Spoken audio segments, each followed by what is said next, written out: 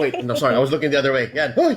Hoy! Alright, welcome back to MPL Recall. Nagbabalik si Coach Midnight. After being out for a couple of episodes, he is making his re-debut dito sa ating pinakamamahal na MPL Recall. And of course, once more, we are with our special guests, Rockheart and Honey Glaze. Sa inyong likod, nga pala si Leo. Nice neck pillow. Midnight, how you doing? Guys, nahanap ko na yung neck pillow ko. Mapapansin nyo kanina may suot na neck pillow si Rockheart, no? Kinuha ko kasi. Ayan, sabi ko, dinampot kong gano'n. Sabi ni Rockheart. Kami na. That's mine. Yep, sorry. Bumalik. Kasi sabi ni Midnight, naghahanap daw siya, so binato ko na lang. Okay lang naman. Oh, man, Okay. nawawala In time, yung just in time. Nawawala yung... Kaya walang real talk kasi nawawala yung neck pillow. Ayun. Okay, so ngayon na nakuha mo, parang warm up muna kasi bago eh. Warm up muna. Oo. Baka ma-strain yung muscles eh. Baka mamaya masanti tayo eh. Okay. Sige, ang warm up natin dito ay ang magiging susunod na segment, and that's going to be our weekly power rankings. But again, we put a twist on it. So, guys, sana ready na kayo sa inyong screenshots dahil ang susunod natin ay magiging player power rankings. We're gonna be doing top 10 player power rankings, and I hope your favorite players show up dahil sisimulan natin to ngayon. We're gonna be doing Honey Glaze's list first. So Honey Glaze, tell us all about your top 10 players for this week.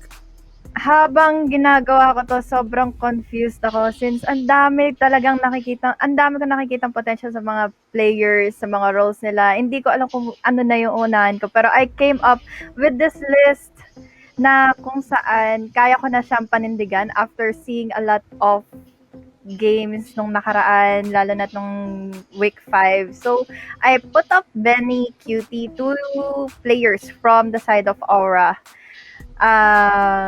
Benny Cutie and Lord Hades. Benny Cutie, hindi siya makokontra as a great support, a great mage user, and especially na kaya niya pa maging comfortable and when it comes to using core heroes as well.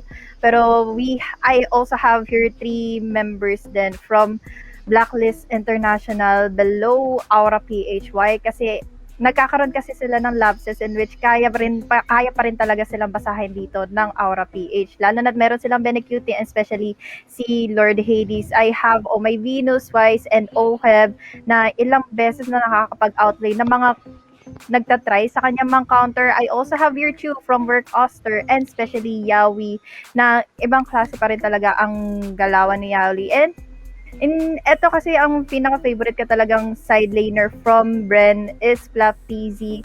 Iba yung place ni Flapteezy. Although I have him on the 7th on my ranking, mas nakikita ko kasi yung upper hand ng mga ibang mga players beside Flapteezy na naka-counter out pa nila My Venus, nila Wise, nila Oheb.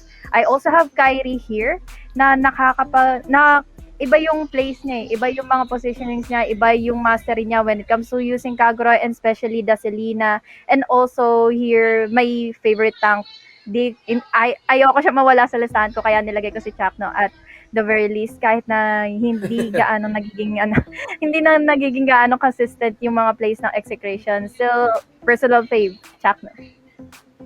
Okay, well, I agree. I think the fact that naisip mo pa si Chakno tapos naipasok mo pa means sobrang importante niya talaga. And I think, again, execution should pick up on that to activate the Mamba more.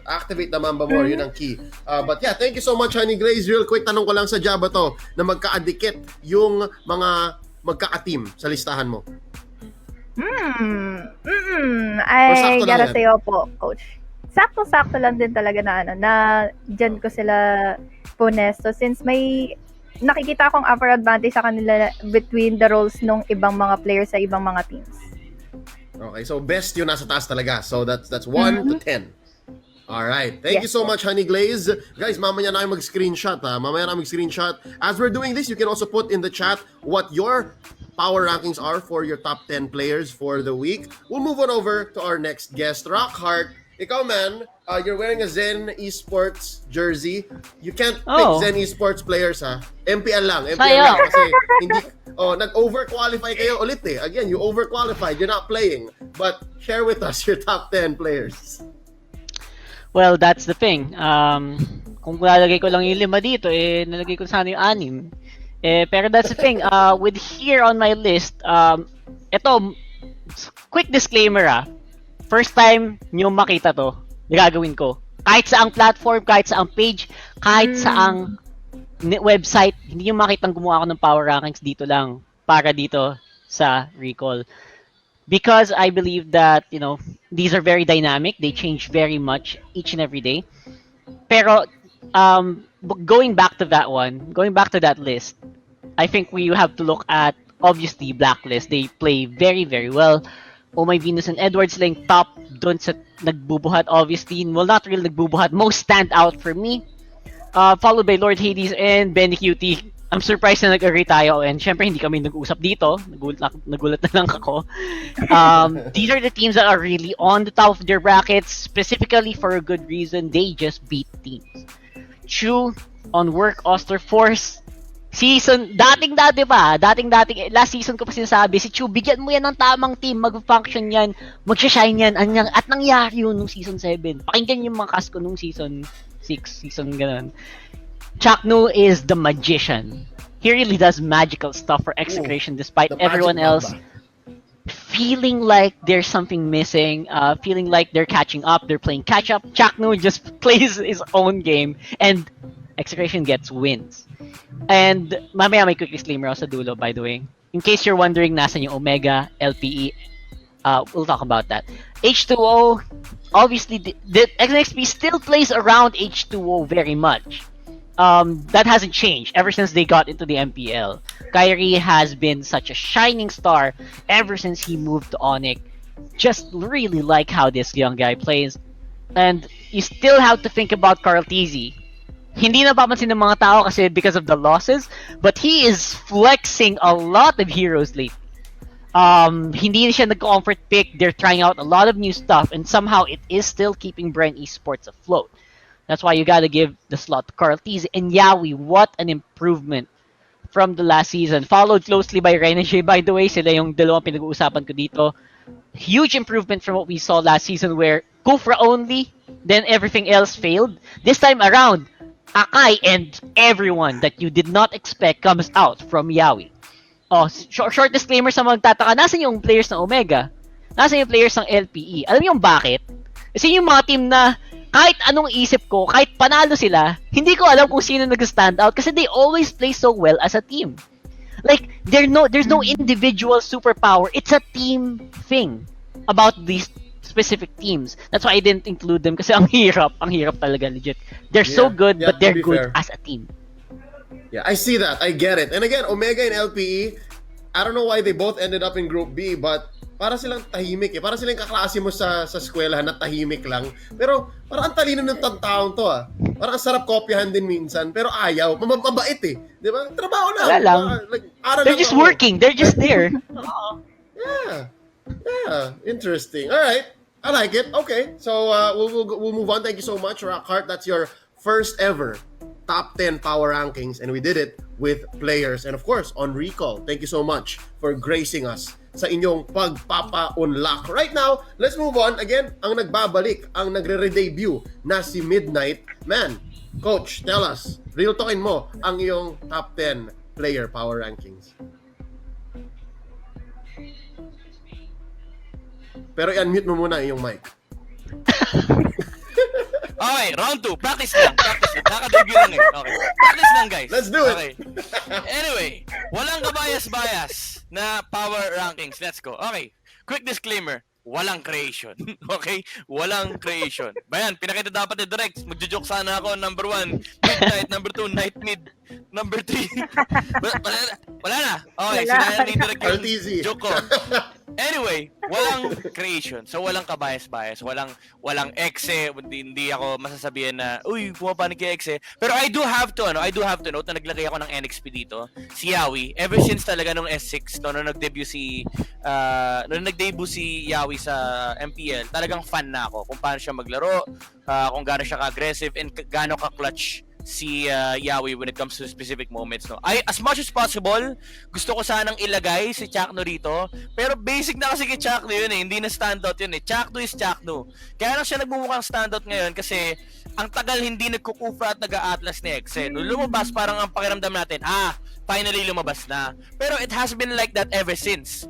Si Yawi, yung type ng player na parang hindi mo talaga i-expect na magagawa niya to. Although he is super consistent, kapag nagkaroon siya ng good game, nakikita mo talaga yung Yawi talaga. And even during the bad games of NXP, pag nagpasikat si Yawi, talagang Yawi talaga. Remember the Akai, di ba? The Akai play against LP. It was what won them that game. Even that series. Kasi nasira nila yung momentum ni LPE. And come game 3, wala na. Dismantled na yung laro ng kalaban nila. So that's really why I put Yawi on my list. Next is Unravel. Pataas to, no? Si Unravel, similar to how I would describe Yawi. Yung player na hindi mo ina-expect, pero he does a lot of consistent things during the game. Ito yung pinakamalakas mag-protect ng box out of all MPL tank players. Literal, no? So, si Leos Murphy, kung nakikinig siya ngayon, no? Feeling ko natutuwa na siya yung ngiti niya, abot tenga. Kasi sobrang laki ng box ng Work Oster Force dahil sa taong to. What I mean by box, guys, is kapag may gusto ko yung gawin, essentially may space na protektado kayo ng tank supports at ng mga teammates mo. And si Unravel, sobrang consistent niya. Pag pinanood niyo lahat ng games ng Work Oster Force, etong taong to, yung bouncer ng Work, no? Yung kapag pinasok nyo, sir, bawal yan. Tatapong ka niya kagad patalikod or susugod kagad sila. So parang, grabe naman to si Derek. Anyway, parang super consistent sa akin yung playstyle ni Unravel. Next is Bimo. Super underrated as a veteran player, no? Not as a player in general, pero as a veteran player, super underrated niya. And dito natin makikita, siya yung primary example dito sa S7 na when you have veteran players like this guy, no? Talagang super consistent, super annoying to play against. Imagine mo, tatlong beses na siya nagnakaw ng Turtle/Lord with the Grok. 'Di ba? And super annoying ng ginagawa ng LPE na dinidistract yung dinidisrupt yung laro ng jungler. As in, ask Wise, 'di ba? Ask Kel VJ. Feeling ko, pag tinanong mo sila sino nakaka-bad trip na tank nakalaro, they would answer Bimo. Kasi ginawa na nila yan sa MPL. Hindi nakapaglaro ng early game yung jungler ng kalaban. So moving on, yung 4 na players from Blacklist, no? Okay, may magtatanong bakit wala si Oheb. The thing is, all of these players kapag nilalaro nila yung game nila with any hero, you see them perform. With Oheb, even though napakaganda ng performance niya, consistent din naman with Alice and Harith. The thing is, if you have him on a different hero, parang nagiging normal, no? It's unlike the other 4 na kahit anong hero laruin nila, talaga nag-i-step up. Like for example, Oheb played Benedetta Gold Date para magpalit sila Benedetta XP Lane kasi si Edward yung nagkagura. Kaya nilaki ko si Edward dito kasi siya yung nagfu-fulfill nung nawawala sa Blacklist kapag nag-a-adjust sila with Oheb. So, itong 4 na to, kaya ako sila nilagay as my top 10 power rankings. Kasi, number 1, they're the top 1 team at the moment. Number 2, they're very consistent. And number 3, there's something with Blacklist that you can't pinpoint yet, no? Parang may magic sila na rin. May Blacklist magic eh na hindi natin nakikita. Specifically with Wise. Kahit Granger lang nilalaro niya. Anyway, Black Magic. Si Wise kasi sobrang bilib ako sa kanya. Especially this S7, no? And actually, medyo nag-look back kasi ako, naalala ko nung prior to S7, nirank ko si Wise as my number 9. I still will stand with what I said before. Pero nung pumasok yung S7, sabi ni Wise, baliwala lahat ng power rankings nyo. I am the hardest jungler to kill. Hands down. Wise is the hardest jungler to kill in MPL S7. Kaya deserve niya tong spot na to. Oh My Venus, alam niyo na, Oh My Venus, very flexible player, good shot caller, a good teammate, a good captain, has a lot of heroes in his arsenal. So very consistent all throughout the board. Yung top 3, ito yung hindi matatawaran talaga. Benny Cutie, Greed, Lord Hades. Alam mo mga tawag ko dito, mga Seaball contenders. Yung literal na pwedeng pumalit sa Seaball lineup. Although si Lord Hades medyo bata pa, no? Hindi pwede. So, si Greed, si Benny Cutie, mga Seaball contenders yan. Super skilled. Yung mechanical prowess nila, hands down, nandun sa upper echelon ng mga players ng Pilipinas. Specifically si Benny QT on the gold lane. Literal na pag wala pag naghanap ng next na gold laner for Cbon, matik na andyan pangalan yan. Lord Hades, kaya siya yung nilagay ko dito sa number 1 kasi siya yung pinakamalaking inangat from S6 to S7. Yung, remember the storyline from Signal nga, diba? Parang hirap na sila, pero binubuhat sila ni Lord Hades. Pagdating ng playoffs, parang hindi lang binubuhat, literal na kinakaya ni Lord Hades yung kalaban nila, yung match nila against Execration, kinakaya ni Lord Hades mag-isa yun. Literally 1v5 that the last game against Exe. And pumasok yung S7. He was with Aura PH. A lot of eyes were doubting gaano kagaling yung bagong jungler ng Aura PH. And he performed. Like pag binigay sa kanya yung comfort heroes niya, Lancelot, even the Granger, no? He was known as a mage assassin before. Pero nung nilaro niya yung Granger, masterful execution. Parang feeling ko yung sinemina ni Coach Dale, inupo sa harap ng isang oras, pinagalitan, o ikaw pag di ka nag-perform, no? Pag di ka nag-perform, gugupitin ko yung bangs mo. Well, ginupit yung bangs ni Lord Hades, pero, di ba? Yun yung nangyari. So, yun yung power rankings ko. I base it on the current power levels of MPL and kung saan sila galing. And actually, ang pinaka-standout para sa akin dito is si Hades tsaka si Wise. Kasi sila yung pinakamalaking jump talaga from their previous performance last season. Alright, thank you so much. Let that be a little sneak peek at what Real Talk might become in the future. Alam ko na-miss niyo yun kaya si Derek parang ginawa niya ng paraan. And that is Midnight's top. Oh, and real quick, I just wanna address a few things. And chat also, they're picking up on it, right? Nung Onyx Magic, V-Wise din yun. Now in Blacklist, it's Black Magic. It's perfect. It makes sense. And ito rin, feeling ko kasi, nung medyo techie-techie sila, di ba? Parang yung IT attack, yung parang decode and stuff. Natalo na ng Bren Feeling ko ibang approach naman. Dapat magic, black magic. But I don't know, that's just Hindi na kaya ng siyensya, magic na. Oo. Magic naman. That's just me. I don't know. But we'll move on. Let's go ahead and check out and close out with my top 10 players. This is my weekly power rankings with players. Screenshot nyo na to pag lumabas dahil ito ang kompletong listahan. Let's go from bottom to top, alright? Top 10, Courtesy, sobrang underrated. I just wanted to show you guys that even if the player is quiet, and even if the player is just a role player, napakaganda ng performance niya. 100% win rate, I believe, on Eve. And panoorin nyo lahat ng magandang laban ng Omega. Courtesy is just performing. Number 9, Marky, making an amazing debut as a sixth man. Parang takpan, again, nasabi ko na to sa broadcast, takpan mo yung pangalan, parang hindi mo malalamang si Mark yun. He performs just as well, if not better in some cases, compared to Bong, compared to Yaknu. And then of course, number 8, we have here si Yawi.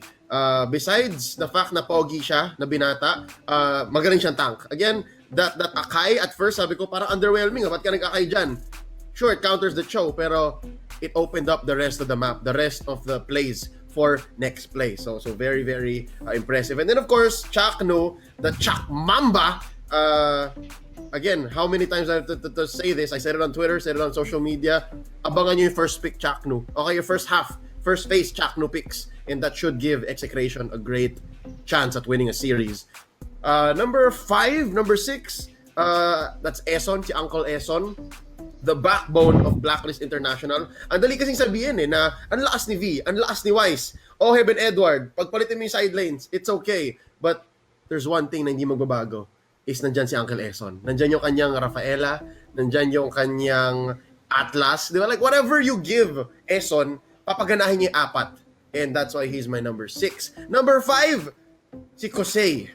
Kosei is the way, my boy Clarence. Again, another low-key player from Workoster Force, just like Courtesy, di ba? Hindi nyo siya mapapansin masyado kasi masyado kayong mainit kay MR or masyado nyo tinitingnan, ang galing na ni Chu. Or ayan, sometimes, si Unravel, ang ganda ng box out niya. But you don't notice how Kosei almost single-handedly helped Workoster Force come back against Execration, yung nag-death bush sila ni Arteezy.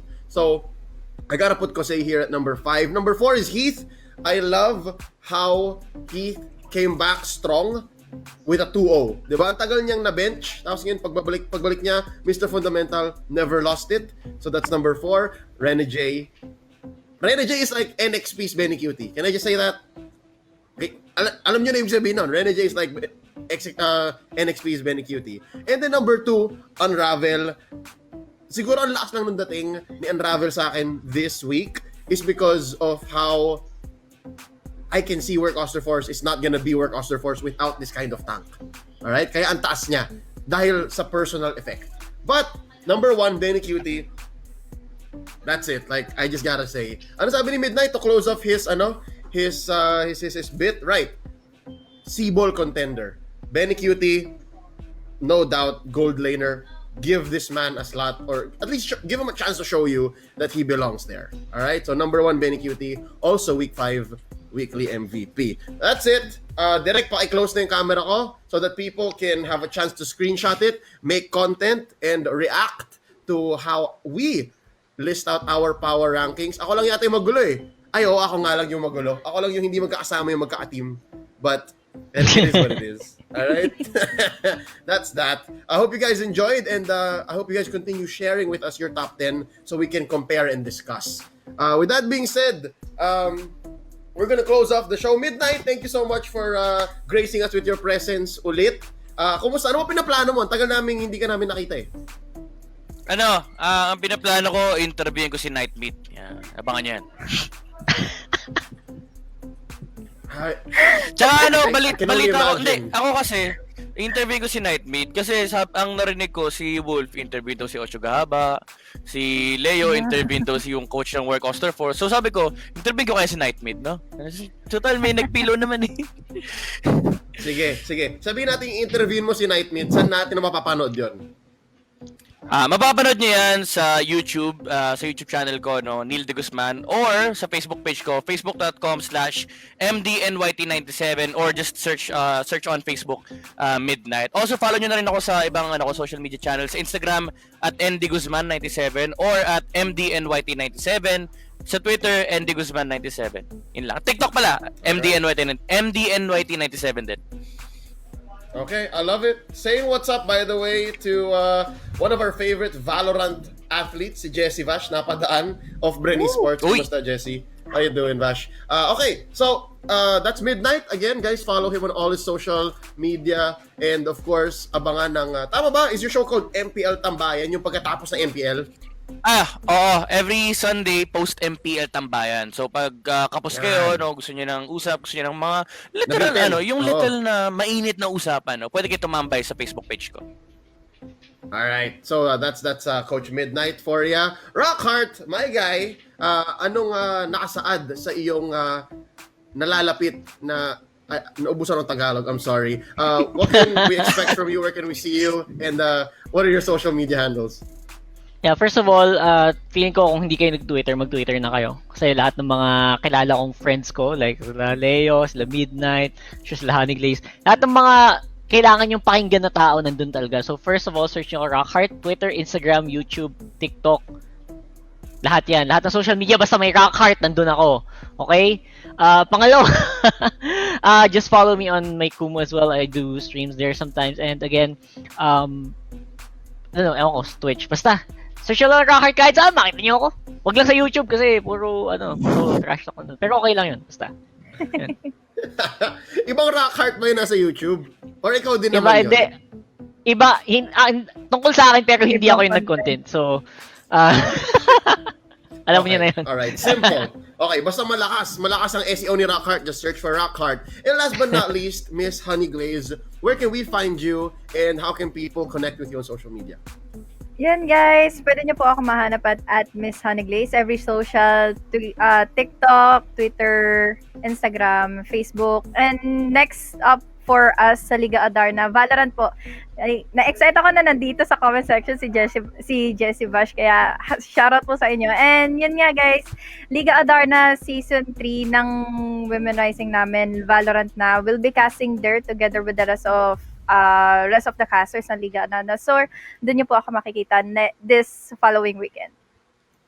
Alright, lovely. Once more, thank you so much, Honey Glaze, for joining us on MPL Recall back to back maraming salamat sa papa-unlock. And of course, to everyone watching as well, thank you so much for always being part of our weekly production.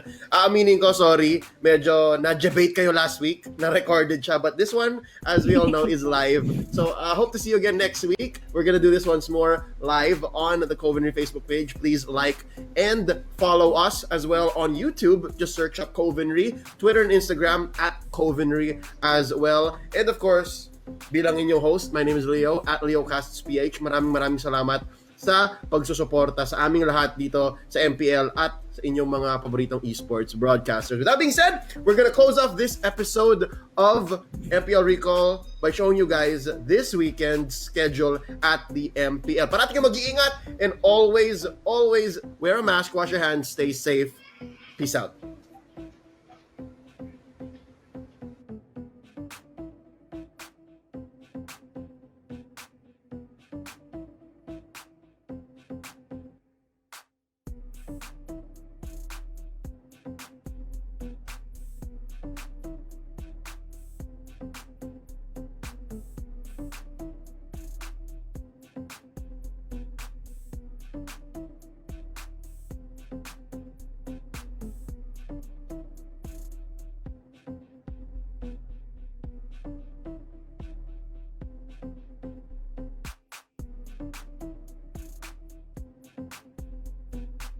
All right, real quick, before we go ahead and end the show, I just wanted to come on and remind everyone that when we're watching the MPL or any broadcast for that matter na esports, let's all remain calm. And of course, remember na 2021 na guys, mag-level up na tayo. There's no room for homophobia, discrimination, racism, or any kind of hate in our community. Sama-sama tayo dito eh. Diba? Esports, atin to.